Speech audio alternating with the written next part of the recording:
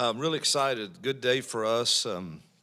I've been very clear since my arrival that I thought it would take three top 10 classes to overhaul our roster to get it to where it's apples to apples with the elite in the country. And man, today's one of those days where the first emotion you probably feel is relief, and excitement is the next one. And there's so many people that played such a critical role in us.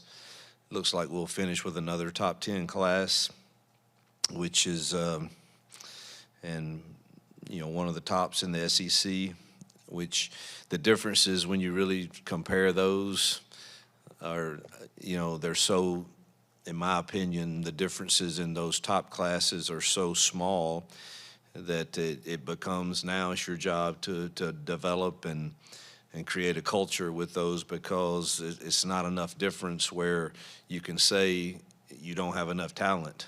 And so we've completed our second recruiting class here, and again, excited that we're going to have another one of the top classes in the country. And again, so many people to thank that really go unnoticed. Our recruiting staff and our personnel staff that does the evaluations, and obviously our coaches that go on the road and are the boots on the ground, and our administration. And one of the things that I think was most critical was the excitement of our fans, even going through a difficult season. Them continuing to support our team and show these recruits and their families that Auburn love and Auburn family is real. It's not fake. It's not pretend. And for them to continue to stick with us. And I know you lose some battles and you win some. That happens every year. But for us our vision here is very clear. And I think today is a sign that people see it. Good players see it. Their families see it. And it's validation in a way that we're on the right track, even though we had a disappointing season. And so we're just thrilled to kind of finish this off, and let's get these guys here and continue to change our roster.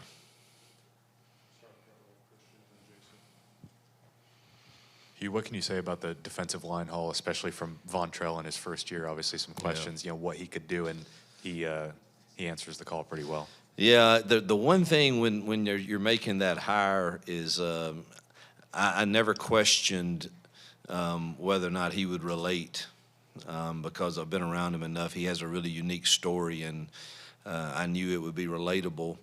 And then his kids played well, and so I think as these top recruits started coming to practice and seeing, man, the way he works with them, the way he interacts with them, and then getting to know him and him being persistent in the recruiting process and convincing people like Malik and Antonio and Jordan and Darian and Jared was a combination of him and Josh, truthfully. But that's a pretty dang good haul for a high school defensive line class, and really excited about all of them. They're a little different. You got the big dude in Malik, and you got the quick twitch guy in Antonio, and you got Jordan Crawford, who's one of the strongest D linemen I've witnessed in a long time. And Darian, I think, is going to be the best pass rusher. That was a big pickup here late. And then Jared, I think his ceiling is I think he's just beginning to see how good he could be. When you guys got here, you talked about the state of Alabama, and you started cultivating relationships in this class, even back then. How neat is it to see those pay off with that relationship building, and to see the in-state recruiting pay off again this year? Really big. It's a priority that we win our battles in-state, at least our fair share of them. I'm not naive. I know that you're not going to win every single one of them, but we dang near came close to sweeping the top 10, and I think it speaks. We have a lot of great high school programs here, a lot of great high school coaches, and we have great relationships with them dating back, truthfully, and so and just whether it's Brian Moore or Jeff Kelly or Frank Warren or Mark Freeman, who I go long time back. I mean, those guys that coach those D linemen, or Coach Messi. I mean, those relationships. Some of them go back to at other stops that we've been at, and we developed a really unique relationship with the St. Francis guys when I was in Virginia, and so it's I think relationships still do matter when it comes to trusting, and so that was big for us to win our fair share of battles in state. You mentioned Malik Autry, one of the earliest guys to commit in this class, commit almost 2 years ago, has been solid the whole time. What does it mean to have a guy like that in this class who's, in state, close by, and also someone who's kind of helped recruit some of the other guys into this class? It's huge for him to remain loyal when everybody's knocking at his door and calling on the phone, and it's really big. And he helped us. He and Jordan and some of the others that have been long-time commitments really helped held this class together when, they hear everything out of the world, some of the stories that, and I love the fact that I'm big on, and I tell them I want to have real, authentic, genuine relationships, and that means we tell each other the truth, and some of the ones we lost, we probably didn't, I guess I didn't have that real, genuine relationship because I wasn't being told the whole truth, but most of these guys did. And then they will tell me what some of the stories the other staffs would use, or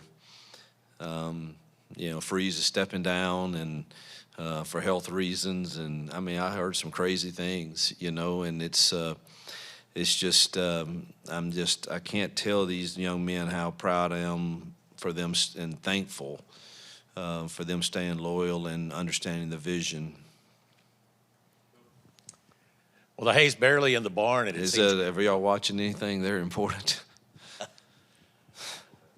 All right. Is it over yet, or I'm kind of curious. It's not over yet. Yeah, the hay's barely, if not all, just about in the barn. It seems crazy to be talking about this, but portal opens on Monday. I mean, I know it's crazy to be thinking about, but you've got to be looking at your roster and what you've added now. What are the areas that you feel you need to address the most in the portal? Yeah, we've met every day, obviously, this week on recruiting and on rosters, and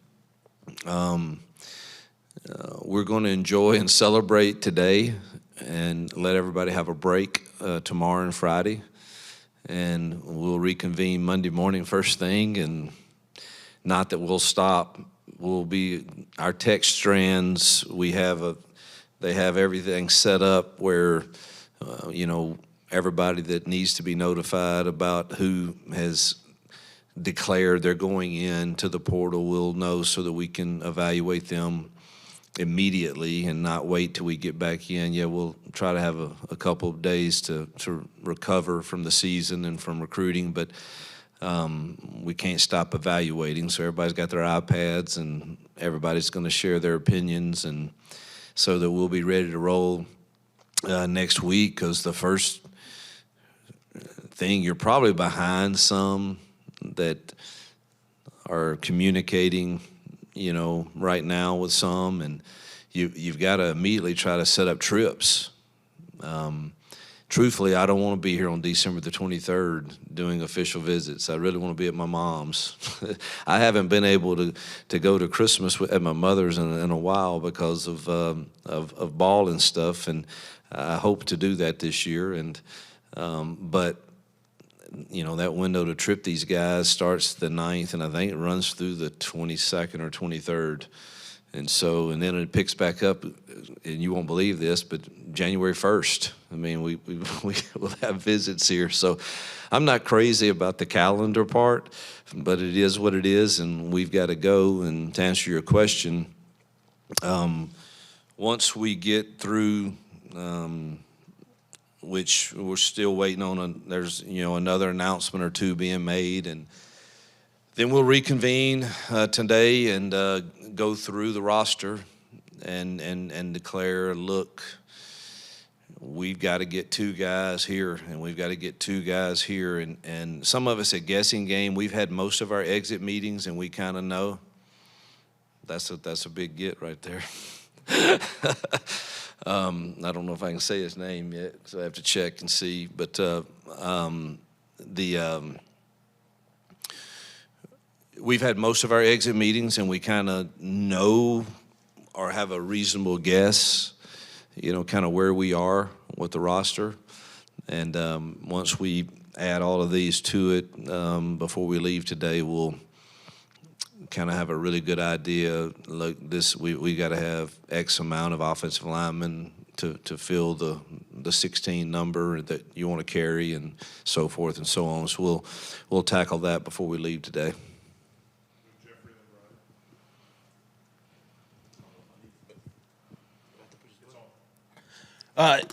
Deuce Knight, talk about his recruitment, little ups and downs, and how Yeah. big that was for you guys. Yeah, I think Deuce, one of the things I take pride in is having, real, genuine, honest conversations. And so I don't think Deuce will mind me sharing everything about it. Deuce was kind of my first choice when I first got here.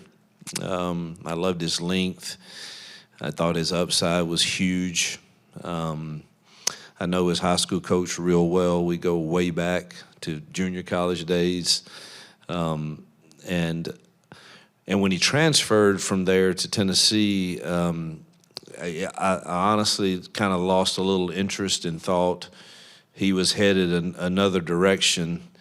And I kind of dropped the ball, truthfully. And then when he came back to Mississippi, I said, man, I got to shoot my shot. And then, of course, he was committed to Notre Dame, which is a fine program, and knew it wouldn't be the easiest thing, but just kept hammering away along with our quarterback staff and recruiting staff. Everybody really on the offense was involved in it to try to develop relationships with not only he, but obviously his mother and his father and his sister and his brother and uncles and everybody that was involved in his recruiting process. And we just kept on and kept on and kept on, and it was so did others. It wasn't just us. And I think he sees the vision. I think he knows he fits the system.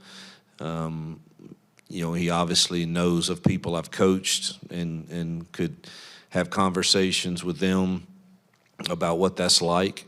And it didn't hurt that his favorite player was Cam Newton either. So I don't know. I think he felt a good feeling about his fit here, his opportunity, his chances. Obviously he's got to compete for it, and like everybody else does. But glad that we were able to make up the ground. That's a big get. It's probably one of the higher quarterback signees that Auburn's had in a while. Coach, how do you feel about the job that Coach Dirk and his staff did at linebacker? Elijah Melendez, Jacaleb Falk, Bryce Diaz. Yeah. I love them all, man. I think, Elijah's looks like a senior right now. He's the most rocked up high school linebacker I've ever signed. And Bryce, man, that dude is a competitive guy, man. I mean, competes from a really good high school program, and just loved his competitive spirit and nature every time he was around us. And obviously, we can't say enough about the Falk family, and they fit us here. They're Auburn men, Auburn people, and JJ's his length and just his demeanor, and I love everything about that family. And LaKendra's become one of my favorite moms, and just thrilled. And I think DJ did a really nice job with the now they're going to have to play. We're really young in that room, but we're counting on them, obviously, in last year's class to carry the bulk of the load. You just talk about the offensive line group. I mean, you have to sign guys up front. It's been something that wasn't done here for a long time, but to add guys like that again and size, physical guys, how important was that in this class? Huge, because, you know, last year we signed very few. And, you know, I think that's probably the hardest position to know if you're right on. And it's just very difficult because they have the hardest assignment in the world of blocking the best D-lines in the country. And it's not an easy job. And I'm really excited about the 4 guys that we signed, in Ty Buster and Kale and Broderick and Jacoby. Jacoby is a large human being, and we've got to get some bigger dudes and that look like the ones we're playing against, and he fits that mold. And Brody, I think he may be one of the most underrated in the class. I think he's going to push for playing time early, and really thankful that he stood so strong with us and not being regional really, but he and his family, you know, just, you know, they knew they fit here. And you know, Jonathan and Gretchen are 2 incredible parents, and it's just they fit with us. Kel Ellis is he's a fighter. I mean, you go put his tape on, and he's going to scratch, claw, fight, and knows how to play the game. And thrilled that he reclassified, and we could get him in this class, start getting him developed. And Ty Buster, I think, has position flexibility and improved, you know, week after week. So I think we signed a really solid offensive line class. And sounds like we just got the I think he's the #1 player in the state of Tennessee, and that was a battle that went late into the hours last night and through the morning, and that's a big win for us. And our defensive staff did a great job, and Coach Hester at that school's again, I have a deep, long-lasting relationship with him back to the days when we signed Van Jefferson from there, and I think all of that played a role in it, and thrilled. I honestly, when I'm not the best evaluator probably of DBs, but we all kind of rank them, and we were on some really good ones, and we lost some battles on some, but I had him way up at the top, and I think his position flexibility, and I think Blake would be the other corner that I think his competitive spirit's off the charts, and he's another one that stayed really strong and loyal to us. And then, so we're excited that one's over, that battle's over, and we have his signatures in, and we can celebrate that again tonight. And then, not to mention, I just think we have, arguably, I don't think anyone could argue that we signed 2 of the better safeties in the country, and Antoine Fagans and Eric Winters, and they were a priority from day one. Love both their families. They're from great programs, and have 2 great head coaches in those programs, and have been coached well, know how to practice, know how to compete. Their families fit with us, and they add good size to us, which is something we're lacking on the back end. And so I think, you know, defensively we've covered them all right now, and for the last ones we talk about are those 2 safeties. I would put them. I can't keep up with who all signs what, but I would think that our 2 safeties measure up pretty dang good with most anybody's class. 2 more, or some more in-state guys. Alvin Henderson at running back, a huge leader for y'all, and then the Smith brothers there at wide receiver. What do those kind of 3 guys bring?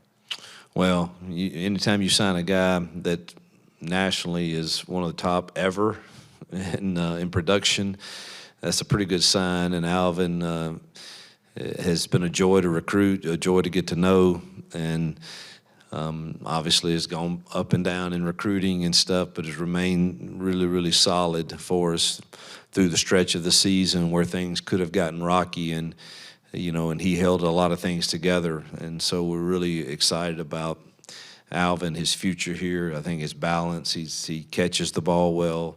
He's explosive. He finishes runs. He runs behind his pads. He's really a complete back. And then a receiver to add the Smith brothers and Sam Turner to give us additional depth there. And, I love the Smith family. I love their father, Derek. He's one of the hardest working men I've ever known. And he's raised some fine sons. And I think Duke is one of the best athletes in the country. I think he can do a lot of things. And excited to see what we can do with him.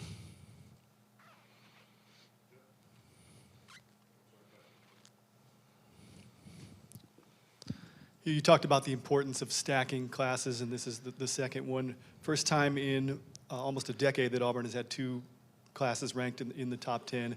How important is that as you continue to close the gap and aim for another one next year? It's impossible to do what we want to do and not have these classes. I just think it'd be impossible. And that's the way I feel. I've said I want to build it primarily through the high school ranks.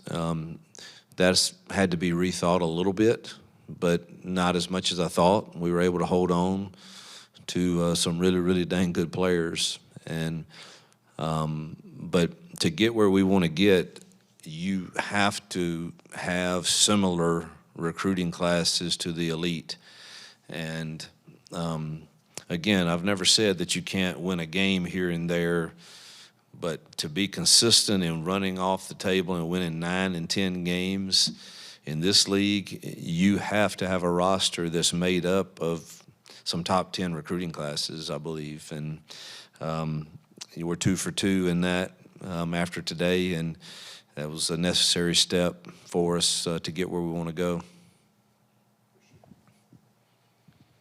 Yeah, you touched on Deuce earlier, but have you ever had a guy with his type of clay, the tools that you get in terms of a lefty with that kind of speed, that kind of size, that kind of arm strength? I think arguably people would say in my time, probably the most talented quarterback I've had was Chad Kelly. Bo Wallace won a lot of really big football games.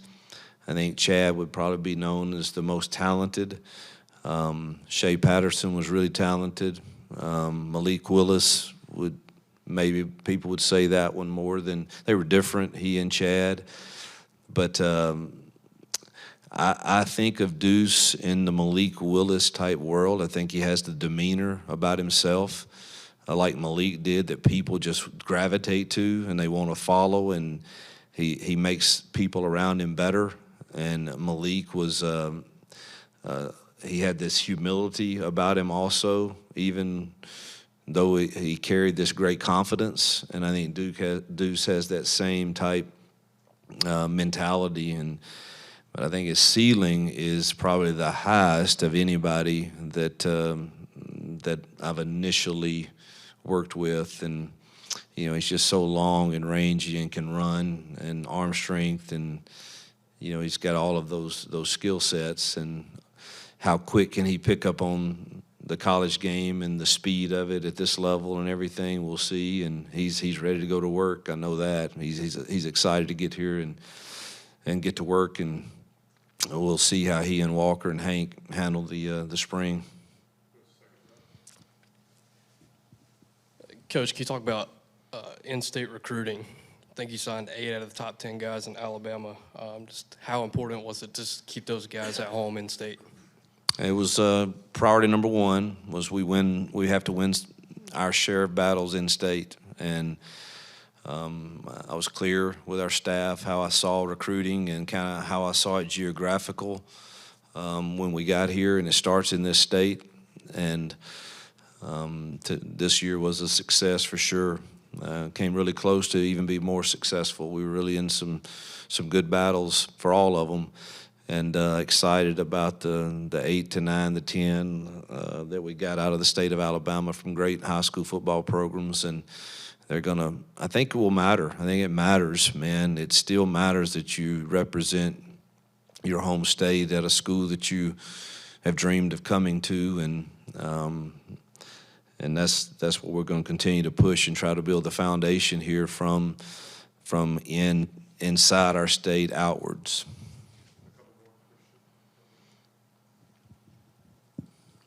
Yeah, you touched on portal earlier, but do you expect quarterback to be a position that y'all will pursue when it opens up on Monday? You know, I've met with on our exit meetings this week with everyone, and we're going to carry 4 quarterbacks on scholarship, you know, every year, and so is every other program.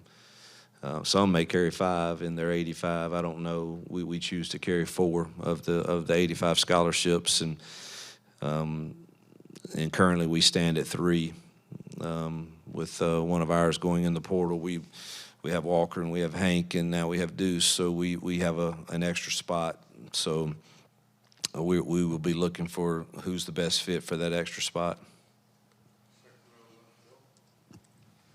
Hit pretty much most of the positions except tight end. Yeah, trust me, I wasn't leaving here and leaving somebody out. Yeah, you had. I was going to get to that. Yeah, big room. That there's some opportunities there now. Yeah, I love Hollis and Ryan. Both I think are Auburn men through and through. Their families are incredible, and I think they're long. I love length. Hollis can really run and has tremendous ball skills. Ryan's going to be that guy that hopefully grows into that Luke Deal type. So we've got 2 different types there that we have to add to that room, with B. Frazier coming back, which was huge news for us, for him to get a redshirt year. To have his experience coming back there is really big. And seems like we'll have a spot there in the portal too to look at getting some proven experience there to add to these young guys as they develop. Yep, thank you guys.